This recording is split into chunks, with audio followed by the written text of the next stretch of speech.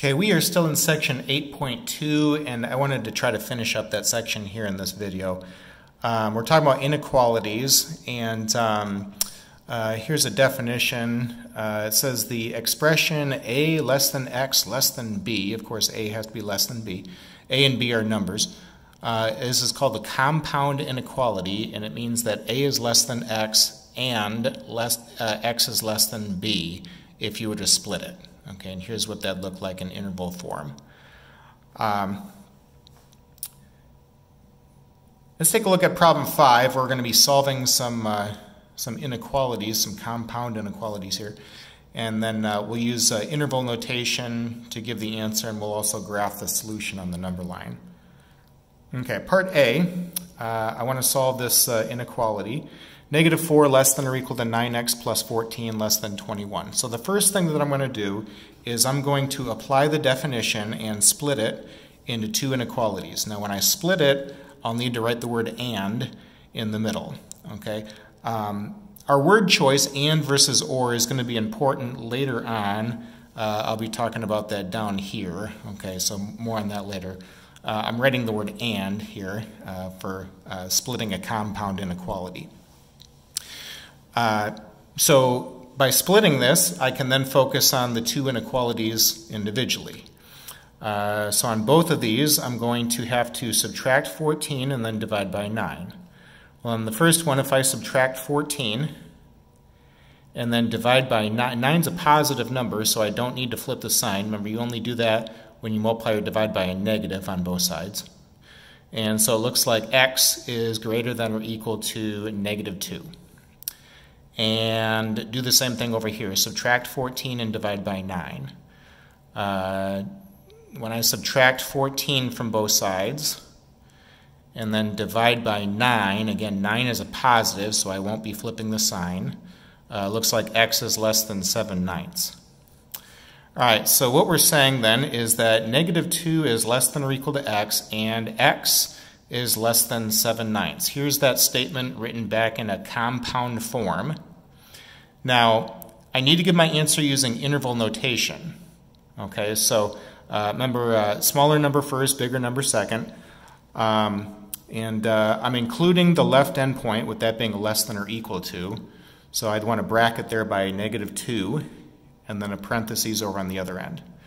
On the number line, okay, we want to close circle there at negative 2 since we're including that left endpoint. Open on the other side since we're not including the right endpoint. Anything between these two numbers we're describing as a solution to the original. So I'd want to shade between these two numbers there on the number line. Of course, don't graph anything on the number line unless they're asking you to do that. There's some problems in the book where they'll want you to do that, and then there's some other ones where they don't want you to do that. So, of course, don't be doing unnecessary stuff. Here's another one, part B. And by the way, I sometimes get the question, do I have to split it? No, because you're going to have to put it back together anyway at the end. All right, so another option would be to keep it in compound form throughout the calculation. Now, if you do that, the only thing to take note of is that if you multiply or divide by a negative, you got to make sure that you're flipping both signs there. So in part B, let me solve this, but I'm going to keep this in a compound form throughout the calculation. Okay, now the strategy is to get x all alone in the middle. So to begin this, I'm going to subtract 1 throughout the three parts. Negative 3 minus 1 is negative 4. 1 minus x minus 1 is negative x in the middle. 2 minus 1 is 1 on the right. Okay, and then multiply throughout the three parts by negative 1. That way x will be all alone in the middle. And the fact that we're multiplying by a negative 1, you got to flip both of these signs here.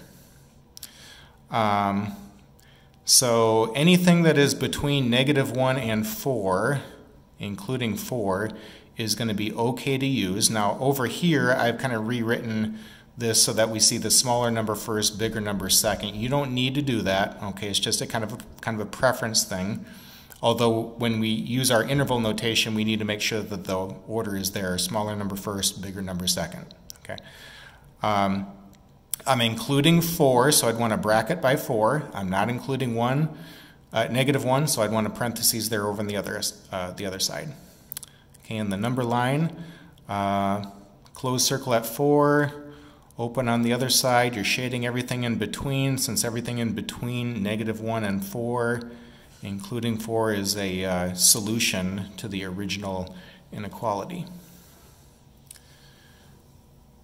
Okay, here's another one. Part C, solve the compound inequality. Here we see that we have fractions. Okay, it's a good idea to clear out the fractions in order to begin. So 6 is going to be the smallest number that 3, 6, and 2 go into evenly. And so why don't we go ahead and multiply throughout by 6, and then that way we don't have fractions anymore. 6 times 1/3 is 2. 6 would have to be distributed into these two terms in the middle. 6 times 1/6 x is x. And then minus half of 6 is 3. 6 times 1 is 6 on the right. If you add 3 then throughout the parts, 2 plus 3 is 5.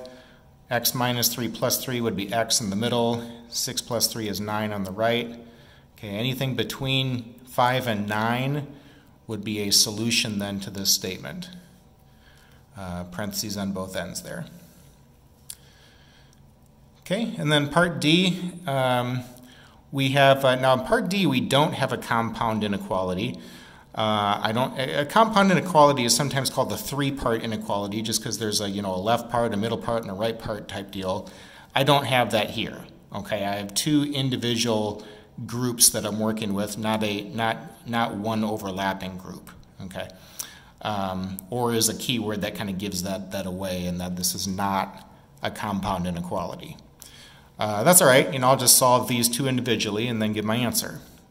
So on this one, if I subtract 7x and then subtract 17, negative 13 minus 17 is negative 30. 2x minus 7x is negative 5x. Divide by negative 5, you're dividing by a negative, so be sure to flip the sign there.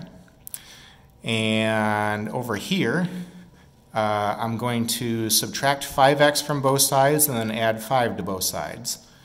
4x minus 5x is negative x. And then negative 13 plus 5 is negative 8 on the right. Multiply by negative 1, and you'll have to, again, flip the sign there. And so it looks like anything less than or equal to 6 or greater than or equal to 8 is going to be a solution to this statement here. So I want to describe these two intervals when I'm using my interval notation. I'm including the start point, right, on both of these. So I'd want a bracket by 6 and then a bracket by 8. Here's how this would look on the number line. We have two different groups, right? You're either in this left group over here, this left interval, or over on this right group, that being in this right interval. All right. The last thing to know here in the section is working with absolute value inequalities. An absolute value inequality is an equality that contains an absolute value expression. Okay, let's let A be some positive number and U be an expression involving X. Then if we have the absolute value of U less than A, that means that in order to lose the absolute value bars, you're going to write a compound inequality. Okay, it's going to be negative A less than U less than A, which means that negative A is less than U and U is less than A if you want to split it. You don't need to split it, but and would be a key word there if you did that. Okay, and if you had the absolute value of U greater than A, and you want to lose the absolute value bars, what that would mean is that you're going to have to write two inequalities again, just like before, right here. Only the first, they're not the same though, okay? The first one is going to be like the absolute value bars are not even there. Or the other one is you're going to flip the sign and then throw a negative on the right. Now I've got and or written in bold, okay, because those are key words that we'll be using in the calculation. More on that in just a moment. Two notes here. Similar definition that you see I've got written would apply to less than or equal to or greater than or equal to. Okay. Now, when you're solving an absolute value equation or inequality, the first step is to get the absolute value expression all alone and on the left. Okay. Now, in the case of an inequality, after you get the absolute value of U, on the left, the next thing that you're going to do is you're going to look at the sign here. If you have a greater than sign, and I've purposely misspelled greater, you're going to write the word or. Otherwise, if you have a less than sign, and I've purposely misspelled the phrase less than, you're going to write and. Okay? So we should know what keyword to be writing right away just by recognizing what direction the sign is going to be facing. And by the way, the word and versus or, it does matter. Okay? Just to give you a real-life example, suppose that you were going to go to the ATM and get some cash. Okay? When you go to the machine, you need two things with you. You need a card and you need a PIN. Right? Now that's different from saying that you need a card or you need a PIN. Right? In fact, I don't think I'd like it if we had that system, a card or a PIN, because if either one of those items got, was given to somebody, then that other, that person can access your money, right? Because it's an either or, not a both. So just as that word choice and versus or matters for that one example, it matters for what we're doing here also. So let's take a look at solving some inequalities, some absolute value inequalities. Here's 6a. We want to solve the absolute value of x minus 4 equals less than 2. Okay, now because this is a less than sign, I know right away that and is going to be my key word. Now why I'm writing and is because I'm going to have a compound inequality when I plan to lose the absolute value notation, and then I'm going to split the compound inequality into two. Again, you don't need to split that, but and would be the key word that you'd write if you were to split it. Okay, so in this problem here, u is x minus 4, a is 2. So I'm going to use my compound form setup and say negative 2 less than x less than negative 2 less than x minus 4 less than 2. Okay, and then I've split that now into two inequalities. And that way I can just focus on each one individually. On each one you'll have to add 4 to both sides. Okay, negative 2 plus 4 is 2, x is bigger than 2, and then add 4 over here, 2 plus 4 is 6, so x is less than 6. Okay, and so what we're saying then is x has to be a number that is greater than 2 and also less than 6. Here would be that statement written in a compound form, and just like any other inequality, my answer needs to be written as an interval. Okay, you're not done with the problem until you've got that interval form there. So here's my interval notation, parentheses on both ends, right, because I'm not including either one of those endpoints there. Okay, here's another example. Part B, I want to solve for x. Now the first thing that you want to do is you want to get the absolute value expression all alone and on the left, just like with equations. So if there's multipliers or adding things, clear all that out so that you got the absolute value expression all alone on the left. Okay. Now we're ready to apply the definition. Okay, I've got a less than or equal to. That's okay. I still know that the sign is facing away from the absolute value bars, and so and would be my key word here, okay? Because I'm going to have a compound inequality, and I could split the compound inequality, and I didn't do that here, but if I were to do that, and would be the key word. So I'm going to keep it in compound form throughout. We would want to get x all alone in the middle if we stick with that. So I'm going to subtract 2 throughout the 3 parts. Okay, negative 10 minus 2 is negative 12. 3x plus 2 minus 2 is 3x in the middle. 10 minus 2 is 8 on the right. Next thing, divide by 3. 3 is a positive, so you're not going to be flipping any sign. Okay, negative 12 over 3 is negative 4. 3x over 3 is x. 8 over 3 is 8 thirds.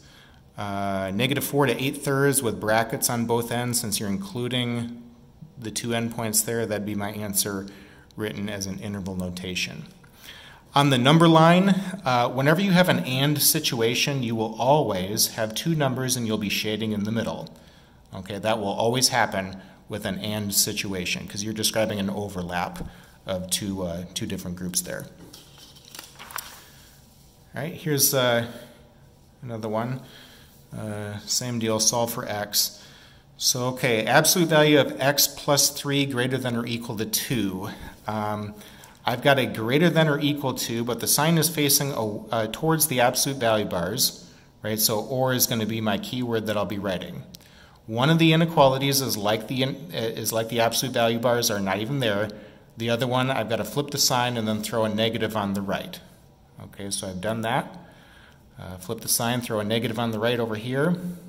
And of course, make sure to lose the absolute value notation. You've applied the definition to be able to do that, so we should no longer see absolute value bars, which is good because that puts us back on familiar ground now. The next thing would be to subtract 3. Do that over here also, subtract 3. And so it looks like anything that is greater than or equal to -1 or less than or equal to -5 is going to be a solution to the inequality. Is going to make this a true statement. Or is a key word. I want to be writing that word down and not the word and I don't want to be writing a single interval. Okay, I can only do that if I've got an and statement, and I don't have that here. Or needs to be kept. Or you'd be using the union sign also if you know that means the same thing. Okay, here's another problem. Part D, absolute value of 7x minus 1 greater than 6. So again, let's lose the absolute value notation. The absolute value expression is all alone, right? So I'm ready to get rid of the absolute value bars now. I will have an or statement since I've got a greater than sign, so I've got that, just write the word or down. The first inequality is like the absolute value bars are not even there. The other one, you're going to flip the sign and then throw a negative onto the right. Okay, and then I would just solve each one of these here. Add 1 and then divide by 7, and it looks like x is greater than 1. Okay, and add 1 and then divide by 7 over here, and it looks like x is less than -5/7. Okay, x less than -5/7 means that you'll have negative infinity to -5/7, or x bigger than 1 means that you'll have 1 to infinity. Parentheses everywhere since you're not including those start points there. Okay, on the number line, whenever you have an or situation like we see in both of these, on the number line you will always have two numbers and you'll be shooting off in different directions. That will always happen. And I think that would make sense, right? Because with an or situation, you have two different groups that don't overlap, right? You're either in this left group or this other group over here. They don't overlap each other like we saw with an and situation. Okay. Part E, I want to solve for x. Okay, now in this one, if I add 3 to both sides, I've got the absolute value of 3x plus 5 less than -1. We can go right to the answers, no solutions. Anything coming out of the absolute value bars will never be a negative. So the question here, I need to know what positive is less than -1? Well, there is no positive less than a negative, right? So because this will never result in a true statement where you've got a positive less than a negative, no solutions are going to be the answer. Okay, on the number line, I just wouldn't even plot anything. Now, if I were to flip the sign, that's what I've done over here, this would also be just to think about it and go right to the answer, but the answer is different. Okay, so anything coming out of the absolute value bars is never going to be a negative. Right? So no matter what x is, x can be any number, doesn't matter, the left side is always going to result in some positive value. So the question now becomes, how many positive numbers are bigger than -1? All of them. All of them are bigger than -1, right? So you will always have a true statement no matter what x is. Okay, all real numbers are okay, and you'll always have something that's true. Here's my number line. I would just shade everywhere to represent all real numbers. Okay. We're now done with section 8.2, so here's the homework on page 631. Be sure to look at the odd numbered problems there that you see.